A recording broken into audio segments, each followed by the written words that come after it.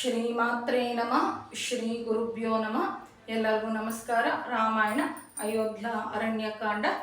ಕಳೆದ ಒಂದು ಸಂಚಿಕೆಯಲ್ಲಿ ಮಾರೀಚ ರಾಮನ ವೀರ ಪ್ರತಾಪದ ಬಗ್ಗೆ, ಆತನಿಗೆ ಇರುವಂಥ ಶಕ್ತಿಯ ಬಗ್ಗೆ ರಾವಣನಿಗೆ ಹೇಳಿ, ರಾಮನ ತಂಟೆಗೆ ಹೋಗಬೇಡ, ರಾಮನಿಗೆ ತಂಟೆಗೆ ಹೋದರೆ ನಿನಗೇನಾಗುತ್ತೆ, ನನ್ನ ಒಂದು ಸ್ವಂತ ಅನುಭವ ಏನು ಅಂತ ಮಾರೀಚರು ಹೇಳ್ತಾ ಇರ್ತಾರೆ. ಹಾಗೆ ಮಾರೀಚ ಮುಂದುವರಿಸಿ ರಾವಣನಿಗೆ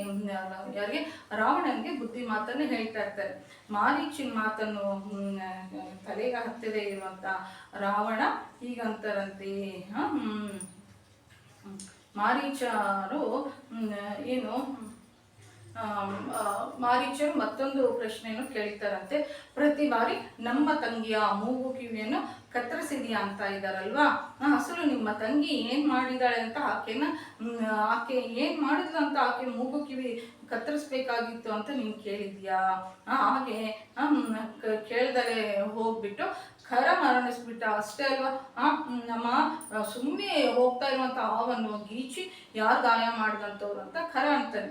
ಆಗ ನೀನು ಇದೇ ಮಾರ್ಗದಲ್ಲಿ ಹೋಗ್ತೀಯಾ ಅಂತ, ಸತ್ತು ಹೋಗ್ತೀಯಾ ಅಂತಂತಂದು ಅಶುಭವಾಗಿರುವಂಥ ಮಾತುಗಳನ್ನು ಎಲ್ಲೂ ಮಾತನಾಡಬಾರ್ದು ಅಂತ ರಾಮಾಯಣದಲ್ಲಿ ಪದೇ ಪದೇ ಹೇಳ್ತಾ ಇರ್ತಾರೆ. ಅವ್ರು ಹೋಗಿರುವಂಥ ಮಾರ್ಗದಲ್ಲಿ ಸುಗ್ರೀವನ್ನ ಕೂಡ ಅಂತ ಇರ್ತಾರೆ, ವಾಲಿ ಹೋಗಿರುವಂಥ ಮಾರ್ಗದಲ್ಲಿ ನೀನು ಹೋಗ್ಬೇಕಾ ಅಂತಂತಂದು ತಿಳಿದು ನಾವು ಅಪಶಕ್ನವಾಗಿರುವಂಥ ಮಾತುಗಳನ್ನ ಮಾತಾಡ್ಕೊಡ್ದು ಅಂತಂತಂದು ನಾವು ರಾಮಾಯಣದಿಂದ ಒಂದು ಮಾತಿಗೆ ಇರುವಂಥ ಶಕ್ತಿ ಬಗ್ಗೆ ತಿಳ್ಕೊಬೇಕಾಗುತ್ತೆ. ಆಗ ನನ್ನ ಮಾತನ್ನು ಕೇಳ್ಬಿಟ್ಟು ಇಂತಹ ಕೆಲಸಗಳನ್ನು ಮಾಡಬೇಡ ಅಂತ ಮಾರೀಚರು ಹೇಳ್ತಾರೆ.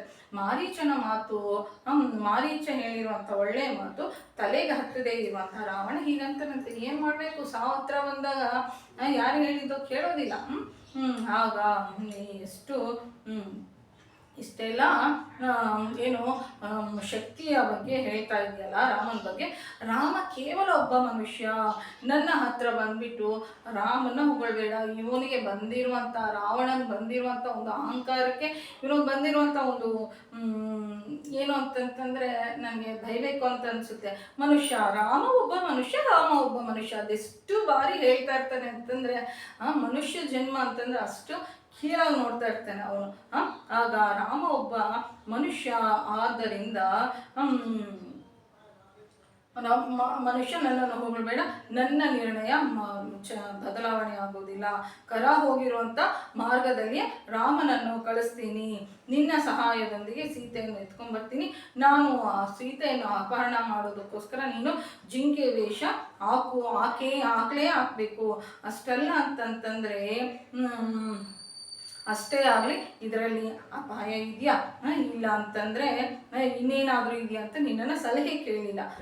ಇವೆಲ್ಲವೂ ನಿನ್ನನ್ನು ಯಾರು ಹೇಳು ಅಂತಂದ್ರು ನಾನು ನಿನ್ನ ಪರಿಮಿತಿಯನ್ನು, ನಿನ್ನ ಒಂದು ಪರಿಮಿತಿ ಅಂತಂದ್ರೆ ನಾನು ಪ್ರಭು, ನೀನು ಸೇವಕ ಅನ್ನೋದನ್ನ ಮಾತಾಡ್ತಾ ಇದ್ದೆ. ಮಿಂಚಿ ಮಾತನಾಡ್ತಾ ಇದೀಯ ಪ್ರಭು ಹತ್ರ. ನೀನು ಹತ್ರ ಬಂದು ಮಾತನಾಡಬೇಕು ಅಂತಂದ್ರೆ ಕೇಳಿರುವಂಥ ಪ್ರಶ್ನೆಗೆ ಅಂಜಲಿ ಕಟ್ಟಿಸಿ ಉತ್ತರವನ್ನು ಹೇಳೋದು ನಿನ್ನ ಕರ್ತವ್ಯ. ಅಷ್ಟೇ ಆಗಲಿ, ಹೆಚ್ಚು ಮಾತನಾಡಕೂಡ್ದು. ರಾಜನಲ್ಲಿ ಅಗ್ನಿ, ಇಂದ್ರ, ಸೋಮ, ವರ್ಣ, ಯಮ ಅನ್ನುವಂಥ 5 ರೂಪಗಳು ಇರುತ್ತೆ. ನೀನು ನನ್ನ ಮಾತನ್ನು ಕೇಳಬೇಕು. ಈತನಿಗೆ ಪಾಪ ವೇದಾಂತ ಗೊತ್ತಿಲ್ಲ, ಶಾಸ್ತ್ರ ಗೊತ್ತಿಲ್ಲ ಅಂತ ಏನೂ ಇಲ್ಲ, ಎಲ್ಲ ಗೊತ್ತಿರುತ್ತೆ. ರಾಮ ಎಷ್ಟು ಓದ್ಕೊಂಡಿದಾರ ಅಷ್ಟೇ ಓದ್ಕೊಂಡಿರ್ತಾರೆ. ಧರ್ಮದ ಬಗ್ಗೆ ಎಲ್ಲ ಗೊತ್ತಿರುತ್ತೆ, ಆದ್ರೆ ಧರ್ಮವನ್ನು ಅನುಷ್ಠಾನ ಮಾಡೋದಿಲ್ಲ ಅಂತಂದ್ರೆ ಪಾಟಿಸೋದಿಲ್ಲ ಅಂತ ನಾವಿಲ್ಲಿ ತಿಳ್ಕೊಬೇಕಾಗುತ್ತೆ. ಯಾರಿಗೆ? ರಾವಣನ್ಗೆ. ಅದು ತಿಳ್ಕೊಳ್ಳೋದು ಬೇರೆ, ಅದನ್ನ ಪಾಲನೆ ಮಾಡುವಂಥದ್ದೇ ದೊಡ್ಡದಲ್ವಾ. ಆಗ 5 ರೂಪದಲ್ಲಿ ಇರ್ತಾನೆ. ನೀನು ನನ್ನ ಮಾತನ್ನು ಕೇಳು, ನಿನ್ನ ಬಗ್ಗೆ ಸೌಮ್ಯವಾಗಿದ್ದೀನಿ, ಇಲ್ಲ ಅಂತಂದ್ರೆ ನಾನೇ ನಿನಗೆ ಯಮನಾಗ್ತೀನಿ. ನಾನು ಹೇಳ್ದಂಗೆ ನೀನು ಬಂಗಾರದ ಜಿಂಕೆಯಾಗಿ ಬದಲಾವಣೆಯಾಗಿ ವೇಷ ಬದಲಾಯಿಸ್ಕೊಂಡು ಜಿಂಕೆಗೆ ಆಗಿ ಹೋದ್ರೆ ರಾಮ ಸಾಯಿಸ್ತಾನೋ ಇಲ್ವೋ ಗೊತ್ತಿಲ್ಲ, ಆದರೆ ಹೋಗದೆ ಇದ್ರೆ ಮಾತ್ರ ನಾನು ನಿನ್ನನ್ನು ಸಾಯಿಸೇ ತೀರ್ತೀನಿ ಅಂತಂತೆ. ಆಗ ಮಾರೀಚ ರಾಜ ತಪ್ಪು ದಾರಿಯಲ್ಲಿ ನಡೀತಾ ಇದ್ರೆ ಮಂತ್ರಿಯಾಗಿರುವಂಥವ್ರು ಸುತ್ತೂರ ಸೇರ್ಕೊಂಡು ನಿಗ್ರಹಿಸಬೇಕು. ಹಾಗೆ ನಿಗ್ರಹಿಸುವಂತ ಮಂತ್ರಿಗಳು ಇರುವಂಥವ್ರು ಮಂತ್ರಿಗಳು ಒಬ್ಬರಾದ್ರೂ ಇಲ್ವಾ? ರಾಜಪಾಲನೆ ನಿರ್ವಹಿಸಬೇಕಾದ್ರೆ ಪಾಶಗಳನ್ನು ಹಿಡಿದಿರುವಂತ ಪರಿಸ್ಥಿತಿಯಲ್ಲಿ ಮಂತ್ರಿಗಳು ಇಲ್ಲದೆ ಇದ್ರೆ ಆ ಮಂತ್ರಿಗೆ ಮರಣ ಶಿಕ್ಷೆಯನ್ನು ವಿಧಿಸಬೇಕು. ರಾಜನೇ ಧರ್ಮ, ರಾಜನೇ ದಯೆ, ರಾಜನಿಂದಲೇ ಲೋಕಕ್ಕೆ ರಕ್ಷಣೆ. ಈ ರಾಜ ಧರ್ಮವನ್ನು ತಪ್ಪಿದ ದಿನ ಲೋಕಕ್ಕೆ ರಕ್ಷಣೆ ಇರೋದಿಲ್ಲ. ಈ ರಾಜನನ್ನು ಆಶ್ರಯಿಸಿ ಬೇರೆಯವರು ಬದುಕ್ತಾ ಇರ್ತಾರೆ. ರಾಜನಾದಂಥವನು ಪ್ರಜೆಗಳ ಹಿಂದೆ ಹೇಗಿರ್ಬೇಕು ಅಂತಂದ್ರೆ, ಒಬ್ಬ ಮಗನ ಹಿಂದೆ ತಂದೆ ಹೇಗಿರ್ತಾನೋ ಹಾಗಿರ್ಬೇಕು. ಚಿಕ್ಕ ಮಗುವಿನ ಹಿಂದೆ ತಂದೆ ಇದ್ದರೆ ಎಲ್ಲಿ ಬೀಳ್ತಾನೆ, ಎಲ್ಲಿ ಎದ್ದಾಳ್ತಾನೆ ಅಂತ ಆತ ಏನೋ ಮಾತಾಡ್ತಾ ಇರ್ತಾನೆ. ಆದ್ರೆ ಏನೋ ಒಂದು ಕಣ್ಣು ಮಕ್ಕಳ ಮೇಲೆ ಹಾಕಿರ್ತಾನೆ, ಆ ತರ ಇರ್ಬೇಕು. ಆಗಿಲ್ಲದೆ ಇರುವಂಥವ್ನು ಹಸುಗಳ ಹಿಂದೆ ಹೋಗಿ ಬರ್ತಾ ಇರುವಂತ ನರಿ ಅಂತವನು. ಆದ್ದರಿಂದ ಅಂತವನಿಂದ ಪ್ರಜೆಗಳಿಗೆ ಭದ್ರತೆ ಇರೋದಿಲ್ಲ. ನಿನ್ನಂತ ದುರ್ಮಾರ್ಗ ರಾಜನಾಗಿರೋದ್ರಿಂದ ಆ ರಾಜ್ಯದ ಪ್ರಜೆಗಳೊಂದಿಗೆ ರಾಕ್ಷಸರೆಲ್ಲರೂ ನಶಿಸಿ ಹೋಗ್ಬಿಡ್ತಾರೆ. ನಿನ್ಗೆ ಹುಟ್ಟಿರುವಂತ ಈ ನೀಚವಾಗಿರುವಂತ ಕೋರಿಕೆಯಿಂದ ನಿನ್ನ ಸೈನ್ಯ ಕೂಡ ನಶಿಸಿ ಹೋಗುತ್ತೆ. ರಾಮ ನೋಡ್ತಾ ಇರ್ಬೇಕಾದ್ರೆ ಸೀತೆಯನ್ನು ಎತ್ಕೊಂಡು ಬರೋದಕ್ಕಾಗೋದಿಲ್ಲ ಅಂತ ತಿಳಿದು ರಾಮ ಇಲ್ಲದೆ ಇರುವಂತ ಸಮಯದಲ್ಲಿ ಸೀತೆಯನ್ನು ಅಪಹರಣ ಮಾಡ್ಕೊಂಡು ಬರೋದಕ್ಕೆ ಪ್ರಯತ್ನ ಮಾಡ್ತೀಯಾ? ನಿನಗೆ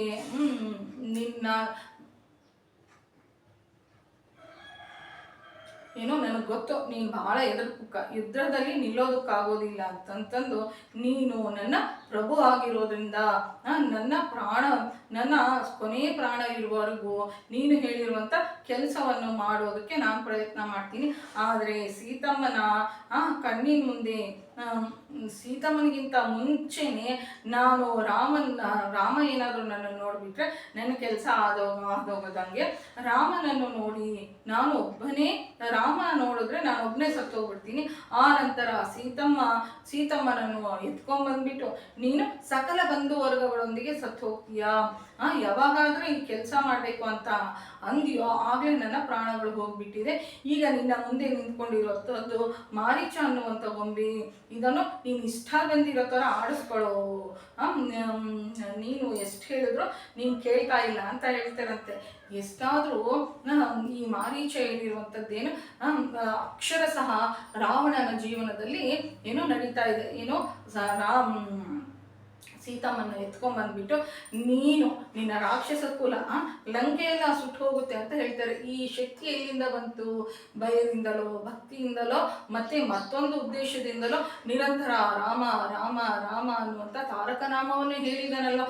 ರಾಮನಾಮ ತಾರಕವನ್ನು ಹೇಳಿದ್ರೆ ಏನೋ ಮಾನವ ಮಾಧವನಾಗ್ತಾನೆ, ದೇವರ ಸ್ಥಾನಕ್ಕೆ ಹೋಗ್ತಾನೆ ಅಂತ ನಾವಿಲ್ಲಿ ತಿಳ್ಕೊಬೇಕಾಗತ್ತೆ. ಒಬ್ಬ ರಾಕ್ಷಸನಾಗಿರುವಂಥವ್ನು ಇಷ್ಟು ಧರ್ಮಾತ್ಮನಾಗಿದ್ದಾನೆ ಅಂತಂದ್ರೆ ಮನಸ್ಸನ್ನು ಬದಲಾಯಿಸುವಂತ ಶಕ್ತಿ ರಾಮನಾಮಕ್ಕೆ ಅದೆಷ್ಟಿದೆ ಅಂತ ನಾವು ತಿಳ್ಕೊಬೇಕಾಗುತ್ತಲ್ವ.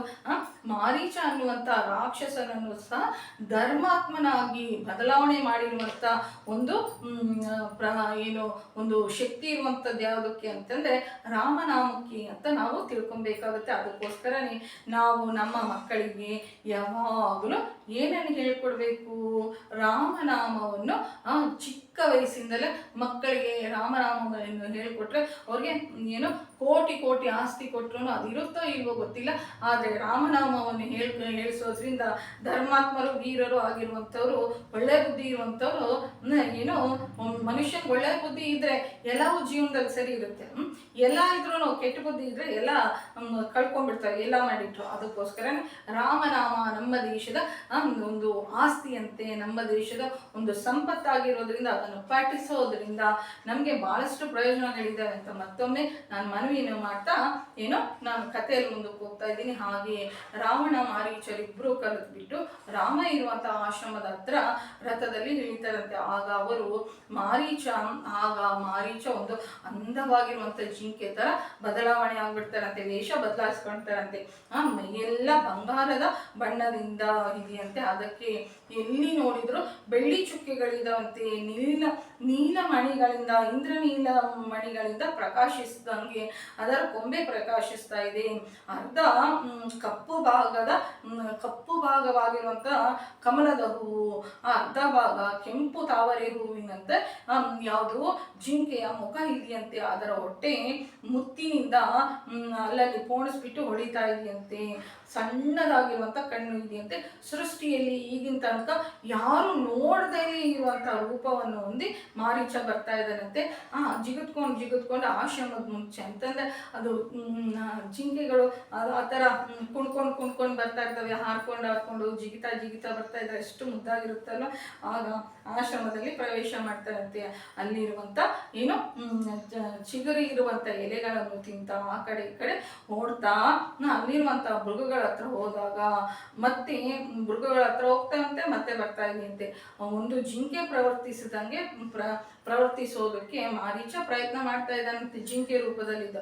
ಆದರೆ ಮಾರೀಚ ಉಳಿದಿರುವಂಥ ಮೃಗಗಳ ಹತ್ರ ಹೋಗ್ತದಂಗೆ ಈತ ಬಂದಿರುವಂಥವನು ರಾಕ್ಷಸ ಅಂತ ಕಂಡು ಹಿಡಿದ್ಬಿಟ್ಟು ಮೃಗಗಳು ದಿಕ್ಕು ಹಿಡಿದು ಹೋಗ್ಬಿಡ್ತಾರೆ. ಅಂತಂದ್ರೆ ನಿಶ್ಚಲವಾಗಿರುವಂಥ ಮನಸ್ಸು, ನನ್ನ ಥರ ನಿಮಗಲ್ಲ, ನನ್ನ ಥರ ಸ್ವಾರ್ಥ, ಏನು ಮೋಸ, ಕೋಪ, ಕಪಟ ಇಲ್ಲದೆ ಇರುವಂಥ ನಿಶ್ಚಲವಾಗಿರುವಂಥ ಮನಸ್ಸಿರುವಂಥ ಚಿಕ್ಕ ಮಕ್ಕಳಿಗಾಗಲಿ ಪ್ರಾಣಿಗಳಿಗಾಗಿ ಇಂತಹ ಏನು ಅಭೂತಪೂರ್ವವಾಗಿರುವಂಥ ಏನು ಶಕ್ತಿ ಇರುತ್ತೆ ಅಂತ ನಾವಿಲ್ಲಿ ತಿಳ್ಕೊಬೇಕಾಗುತ್ತೆ. ಇದೇ ಸಮಯದಲ್ಲಿ ಸೀತಮ್ಮ ಹೂಗಳನ್ನು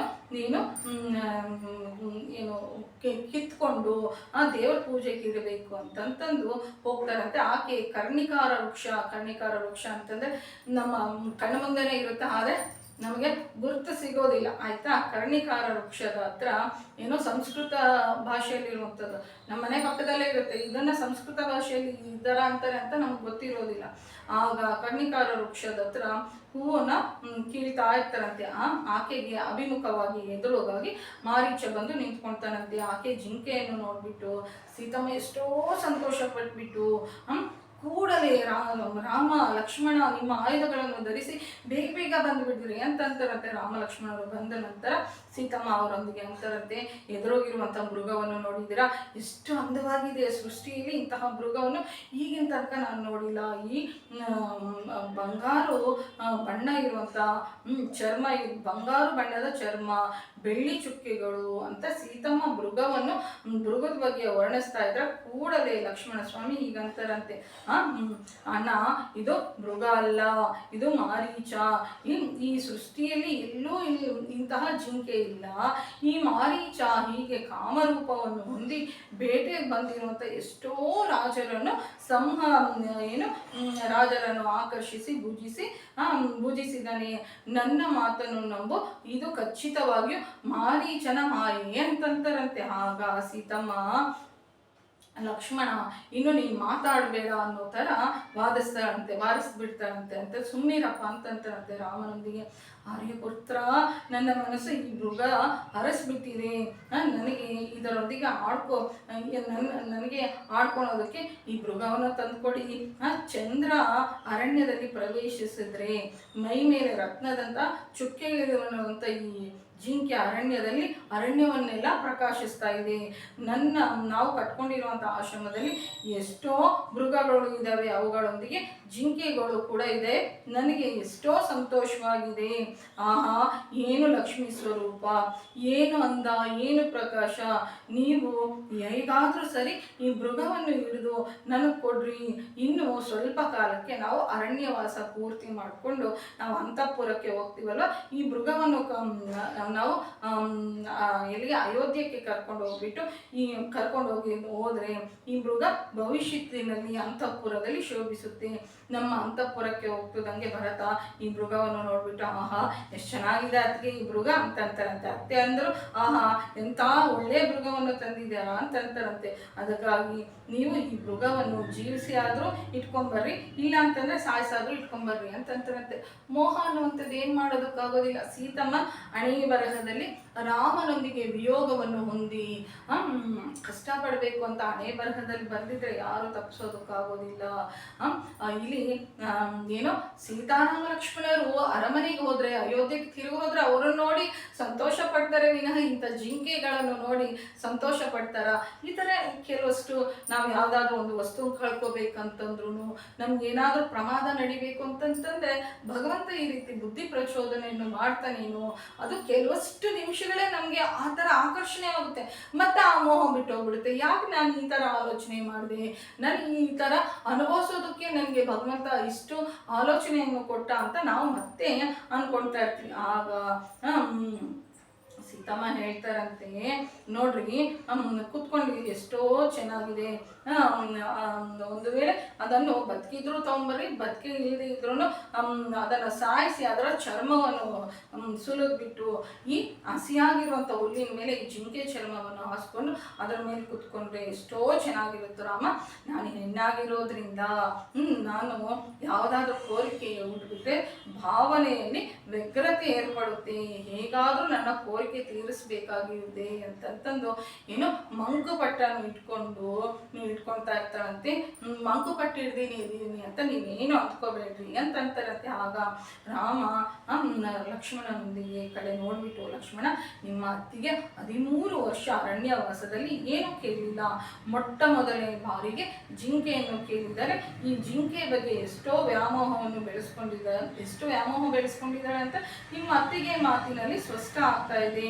ಅದಕ್ಕಾಗಿ ಆಕೆ ಇಷ್ಟಾಗಿ ಈ ಮೃಗವನ್ನು ಕೇಳಿದರೆ ತರೋದಕ್ಕಾಗೋದಿಲ್ಲ ಅಂತ ನಾನು ಹೇಗಂದ್ರಿ. ಅದಕ್ಕಾಗಿ ನಾನು ಈ ಮೃಗವನ್ನು ಹಿಡಿದು ತಂದುಬಿಡ್ತೀನಿ. ಒಂದು ವೇಳೆ ಅದನ್ನು ಪ್ರಾಣದಿಂದ ತರದೇ ಇದ್ರು ಅದರ ಶರೀರವನ್ನಾದ್ರೂ ತಗೊಂಡ್ಬರ್ತೀನಿ. ನಿಮ್ಮ ಅತ್ತಿಗೆ ಹೇಳಿದಂಗೆ ಇಂತಹ ಮೃಗವನ್ನು ನಾನು ಎಲ್ಲೂ ನೋಡಲಿಲ್ಲ ಅಂತಂತಾರಂತೆ. ಇಂತಹ ಮೃಗ ನನಗೆ ತಿಳಿದು ಎರಡೇ ಇದೆ, ಒಂದು ಚಂದ್ರನಲ್ಲಿದೆ, ಇವಾಗ ನಮ್ಗೆ ಎದುರು ಕಾಣಿಸ್ತಾ ಇದೆ, ಭೂಮಿ ಮೇಲೆ ಎದುರು ಕಾಣಿಸ್ತಾ ಇದೆ. ಇದರ ಅರ್ಥ ಏನಂತಂದ್ರೆ ಚಂದ್ರನಲ್ಲಿ ಎಂತಹ ಮೃಗ ಇರೋದಿಲ್ಲ, ಹಾಗೆ ಭೂಮಿ ಮೇಲಿದೆ, ಈ ಎರಡು ಮಾಯೆ ಅಂತ ಅರ್ಥ. ಶ್ರೀರಾಮಚಂದ್ರ ಪ್ರಭು ಗೊತ್ತು ನಾವಿಬ್ರು ಬೇರೆ ಆಗ್ಬೇಕು ಅಂತ, ಸೀತಮ್ಮನು ಕೂಡ ಗೊತ್ತು.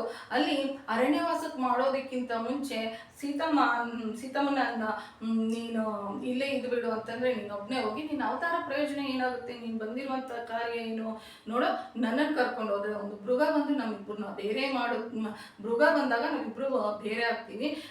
ರಾವಣನನ್ನು ಅಪಹರಣ ಮಾಡ್ತಾರೆ, ನೀನು ಬಂದು ವಾನರ ಸಹಾಯದಿಂದ ಆತನನ್ನು ಸಂಹಾರ ಮಾಡಿದ್ರೆ ನಿನ್ನ ಅವತಾರ ಏನೋ ಎತ್ತಿರೋದಕ್ಕೂ ಪ್ರಯೋಜನ ಆಗುತ್ತೆ ಅಂತ ಹೇಳ್ತಾರಂತೆ. ಅವರು ರಾಮಾಯಣ ಮೇಲಕ್ಕೊಂದು ಕಾಣಿಸ್ತಾ ಇರುತ್ತೆ, ಅಂತರಾರ್ಥ ಒಂದಿರುತ್ತೆ, ಆಯ್ತಾ. ಆಗ ಇವರು ದಿವ್ಯಜ್ಞಾನಿಗಳು, ಆದರೆ ಪ್ರವರ್ತನೆ ಮಾತ್ರ ಸಾಧಾರಣವಾಗಿರುವಂಥ ಮನುಷ್ಯರ ಥರ ಇದು ಮಾಡ್ತಾರೆ. ಒಂದು ವೇಳೆ ನೀನು ಹೇಳ್ದಂಗೆ ಈ ಮೃಗ ಮಾರೀಚನೇ ಆದರೆ ಆತನನ್ನು ನಾನು ಸಾಯಿಸ್ತೀನಿ ಅಂತಂದ್ರೆ, ಮಾರೀಚ ಅಂತಂದ್ರೆ ರಾಕ್ಷಸ ಅಲ್ವಾ, ನಾನು ರಾಕ್ಷಸ ಸಂಹಾರ ಮಾಡ್ತೀನಿ. ಇಷ್ಟು ಮುಂಚೆ ಅರಣ್ಯದಲ್ಲಿ ಬಹಳ ಕಡೆ ರಾಕ್ಷಸ ಸಂಹಾರ ಮಾಡಿದ್ದಾರೆ ಶ್ರೀರಾಮಚಂದ್ರ ಪ್ರಭು. ಮಾರೀಚ ಆಗಿದ್ರೆ ನಾನು ರಾಕ್ಷಸ ಸಂಹಾರ ಮಾಡ್ತೀನಿ ನೀನು ಹೇಳ್ದಂಗೆ ಅಂತ ಅಂತಾರಂತೆ. ನೀನು ಬಹಳ ಜಾಗ್ರತೆಯಿಂದ ಪ್ರತಿ ಕ್ಷಣೆಯು ಶಂಕಸ್ತಾ ನೀನು ಮತ್ತು ಜಟಾಯು ಸೀತೆಯನ್ನು ಜಾಗ್ರತೆಯಿಂದ ಕಾಪಾಡಿಕೊಳ್ಳ್ರಿ ಅಂತ ಹೇಳಿ ಮೃಗವನ್ನು ಇಟ್ಕೊಳ್ಳೋದಕ್ಕೋಸ್ಕರ ಮೃಗದ ಹಿಂದೆ ರಾಮ ಹೋಗುವಂತ ಘಟ್ಟದಲ್ಲಿ ನಾನು ಈ ಒಂದು ಸಂಚಿಕೆಯನ್ನು ಮುಗಿಸ್ತಾ ಇದ್ದೀನಿ. ಸದ್ಗುರುನಾಥ್ ಮಹಾರಾಜ್ ಕಿ ಜೈ. ಜೈ ಶ್ರೀರಾಮ್. ನಮ್ಮ ಚಾನೆಲ್ ಇಷ್ಟ ಆಗಿದ್ರೆ ಸಬ್ಸ್ಕ್ರೈಬ್ ಮಾಡ್ಕೊಳ್ರಿ, ಶೇರ್